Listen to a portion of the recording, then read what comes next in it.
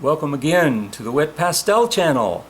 Here we do both wet and dry pastels, soft pastels.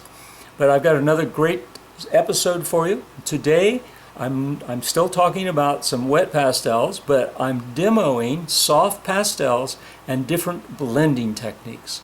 So we're going to take different tools. We're going to take everything from rags to paper towels to brayers to blending stumps.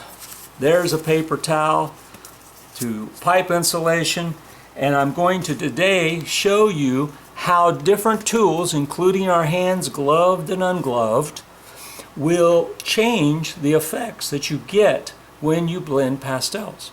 So if you're just getting started with pastels, the basic blending technique is the first one we'll discuss, which is using the sticks themselves to paint and mark make and blend the colors together. But if you've been with pastel a while, then you'll see different ways. A lot of people say, oh, I just blend with my hands. That's fine. You can blend with just your hands, you can blend with pipe insulation, but the more things that you experiment with, the more techniques and the different effects that you can create. Let's get started. And I'm going to demo at least 5 or 6 different ways to blend, and then I'm going to bring in 3 or 4 more different tools over some of those, and you're going to see how some of these tools are creating effects that you could never get by sharpening a pastel or using a pastel pencil. If you're liking the videos so far, please hit that subscribe button, and at least, please hit the like button, because that helps other people see these things. Let's get started and I'll show you some neat stuff. These are the pastels I'm going to use for this demonstration. Something that's really kind of light and bright, and something that's not too dark, but a little further down the gray scale when you turn this to gray, so that you can see the difference on this textured piece of support. This is just foam board that I have put and brushed on clear gesso. It has the gesso going one direction so that we can see and illustrate some of the blending techniques and how the blending will fill in the gaps and jumps and skips and spaces that are in this.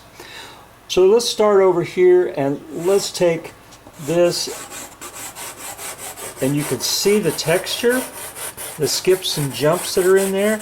I'm not pressing really hard. And what I'm going to do is I'm going to just take this, so you can now probably see with the higher contrast the skips and jumps with the brushed on gesso. This will work the same. It's just more exaggerated. It'll work the same with UART 400 or some other surface. But the principles are the same. You'll just be able to see illustratively how the blending works. The first blending we're going to do is called stick blending. Stick blending is where you have a color and you start to blend the two colors together by using the end of the stick and the side of the stick in this case. And stick blending will give you unevenness, which is really good on a smoother surface. A lot of pastel painters will use the end and the strokes of the pastel to create a painterly like effect, where the end of each of these, or the little corners of each of these, becomes almost like a brush stroke. But this is stick blending, and the more you blend towards one side, we get a darker edge here, and we don't blend and we don't press as hard coming in towards the center. We do the same thing here. We make more strokes along the outer edge,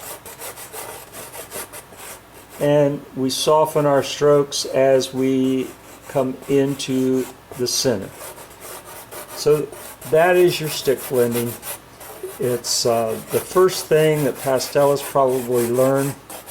Although this isn't a wet pastel session on this particular one, all these blending techniques are important, because while wet materials with a wet pastel, soft pastels turned wet using different mediums.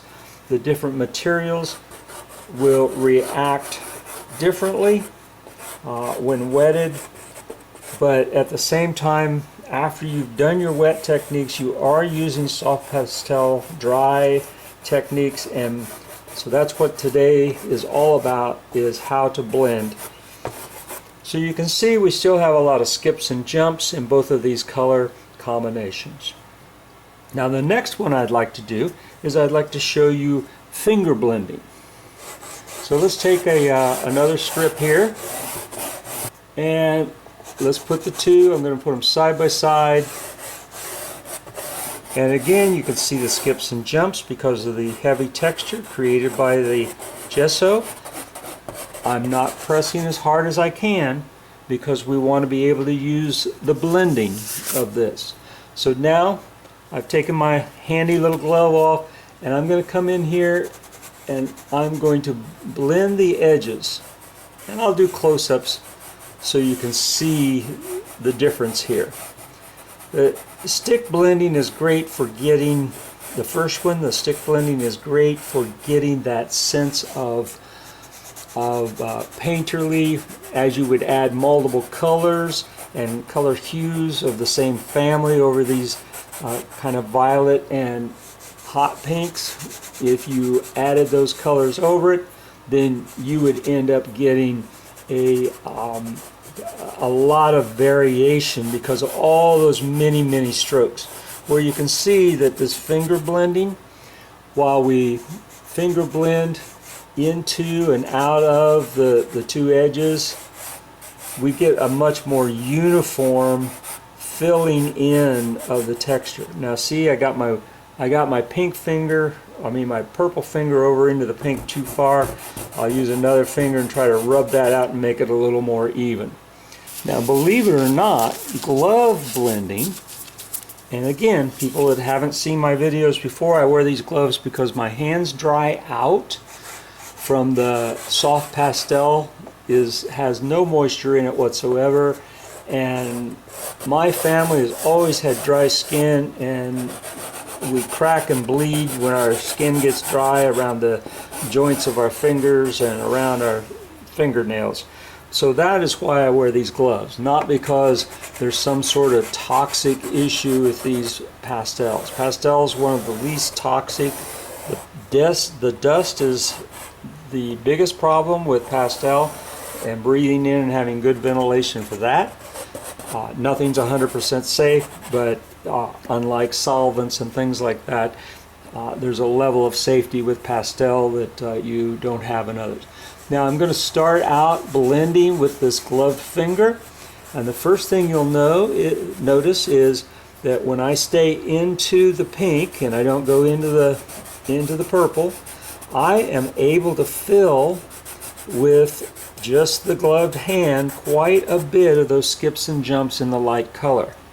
Now I'm going to switch to the gloved, and I'm not going to do the joint yet. I'm just going to do the edges, and you'll see that we've got quite a bit of fill there too, and we didn't press really hard, but we could go back and fill with other hues and colors in there. Now I'm going to try to come into the center here and go down the center line so we can do a little comparison about gloved versus fingers. And while they'll look really close, the thing that is really different is the glove, because of all these wrinkles in it, I have a little less control on getting the even gradations with a glove on than I do the fingers. So I don't know how that will appear on the actual video, but we'll do a close-up and you'll see that. I'm able to do a lot of blending, but there's a certain non-uniformity of it. And of course, you'll wear the glove out and be down to your finger pretty soon. And I'm going to use this pink because I got a little more of that violet over into the pink area, and so I'm trying to make it as even as possible. Now this one. I try to add these at about the same level of pressure so you get the same skips and jumps. So we'll have kind of an apples to apples comparison. Now this one I'm going to use a brayer. If you watch some of my painting videos, you know that I use a brayer often to do some blending. And I'm going to start out in the dark area, and then I'll have to wipe this off, or you would have two different brayers. Now the brayer does a super job, better than the fingers or the gloved, and certainly better than the stick. But the brayer does a really good job. This is a soft rubber brayer, and it does a super job of pushing that pastel into all those brush marks. And it is really efficient at doing that. So, and this is a perfect example of why we want to illustrate different ways. You would think, oh well, you just different things to blend. Well, the more you experiment with the different ways that you can blend, then the more tools you have in your toolbox. Okay, so now that was the violet. I didn't do the intersection of the two. I'll start to come over to the intersection of the two, and you'll see some of those brayer marks because it is leaving the edges and they overlap as it starts to mix. If I go this way, I get a different effect than if I go up and down. So I'll start up and down, and I'm coming over into, we'll call it pink, the kind of lavender and rose color. And down on this half, I'm going to go crossways and at different angles. So you can see that a brayer allows you to have some painterly effects, but allows you to fill in some textures that you might normally not want to fill in, or that you want to fill in a different way than the other blending methods give you. So you can see how that is. And I'm going to go up and down and show you how blending in. I could have wiped this off with moisture, but I am getting, you'll see I am getting some infiltration of the purple into the hot pink, which if you didn't want that, if you wanted to keep your colors pure, then you would wipe off with a damp rag your brayer. But the brayer gives us really, really interesting effects. You can get spots, you can get strips. You can actually take the edge of the brayer and come out into different areas. Look at that. I'm going to cover that up in a minute. But think of all the pictures that you've had seagrass or dune grass or little clumps of grass. Look at that. The brayer is a great tool for blending and finishing. It's very, very versatile. This next one is going to be using a pipe insulation. I use pipe insulation a lot for my underpaintings because it really fills in the skips and jumps. And while I may not want to fill the skips and jumps on a light area like this, I might want to leave them. I definitely, it's too big a contrast on a dark area. So when I wash in a painting, this is just regular pipe insulation. It comes in an 8-foot section for about $3, and it will last you, $3 will last you several years. But just a slight circular motion, and you can see how it just fills in, and it doesn't really, this is probably more pastel than I would use on an underpainting because it does such a great job of filling in a dark area, and the same with a light area. If I turn it over, I've got a nice clean side, unlike my brayer, and you look at that. If you wanted to fill in, right here we had those marks from where I created like grass light effects. But look at that. You fill in all those holes and then you can paint over it. and I'm going to turn it again. I got a clean side there, and we'll blend the juncture. Now, unlike the finger and the glove, it's a little trickier because whatever shape this is creates a shape wherever you blend more than one color pastel. But you can see how it's giving us the ability to kind of drag pastel in from another color, and the more you work with it, the more you'll know its limitations. But it's a nice deckled edge. It's uneven, and that gives you some opportunities as opposed to me just going straight up and down on that seam right here to limit the amount of blending. Now this next one, again, I'm trying to keep the pressure about the same so you can see the skips and jumps.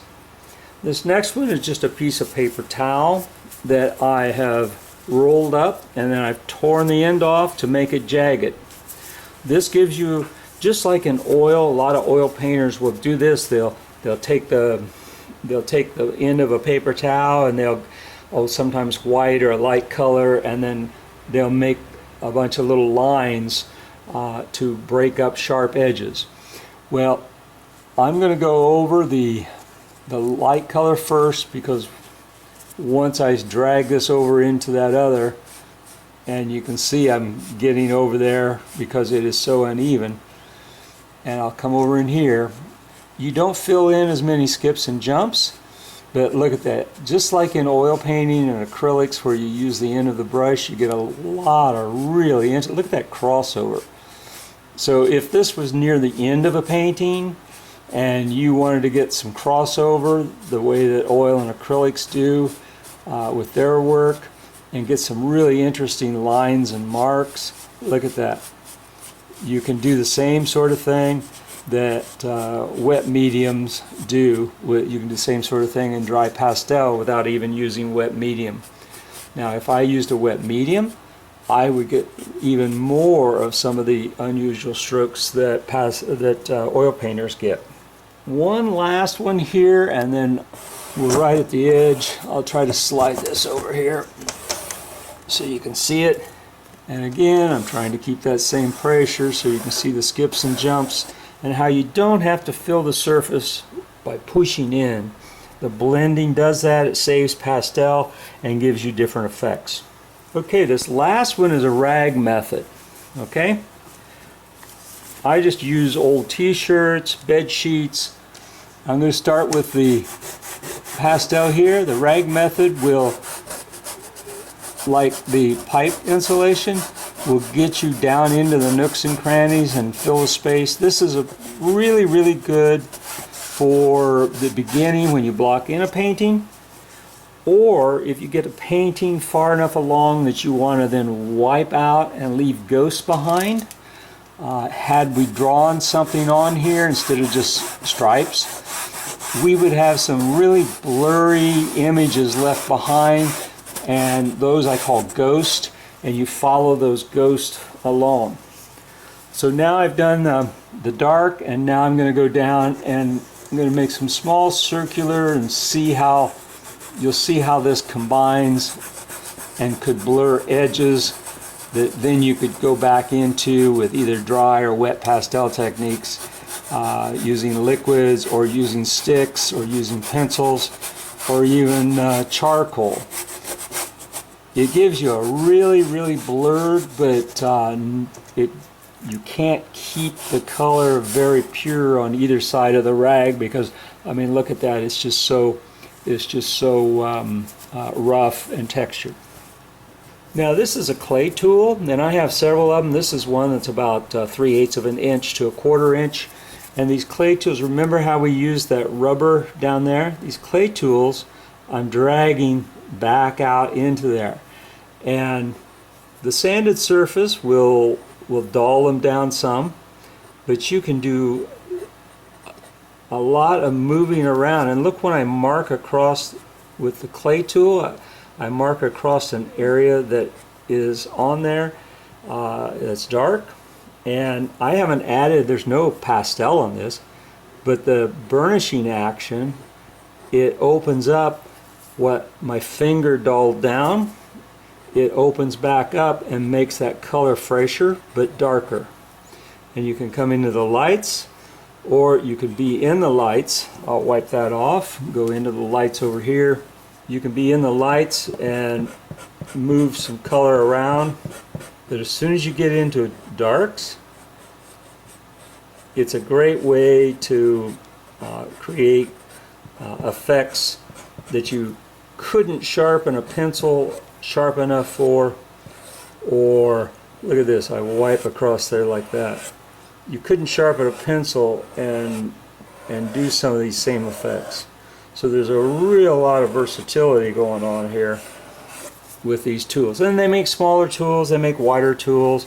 You can cut off a squeegee and get some of the same effects that way too. This is a tool. It's got bristles. I purchased this. It's called a stiff pastel smoothie is what it is by Creative Mark. It's a medium. There's different sizes of this, but there's ways that you use this too.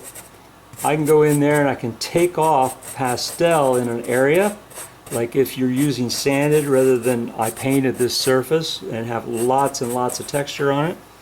If you were using a sanded paper or a pastel mitientes, you're able to brush off some pastel and reapply pastel. But look, by getting into this violet and then going over into, I got just a little of that violet on there, and I can go back into here and I can do some blending and create some effects that I can't get with any of those other tools. Now let me zoom in here and show you some of these things closer up. Here you can see all the skips and jumps, and this is stick blending. You can see as we progressed across there with finger blending, the edges, the glove blending. Then we've got our brayer, our pipe insulation, and you can see some of these textures just a little bit closer and how it filled in some of the gaps in some instances, how it made rough edges in others. Okay, if you're enjoying the content on this channel and got something out of this blending exercise today and showing the different tools to expand your toolbox, please hit the subscribe button, or at least go down there and hit the like button. That lets more people see this. So until next time, I'll have some other good topic for you. So keep your paints dry and your pastels wet. See you next time around. Bye-bye.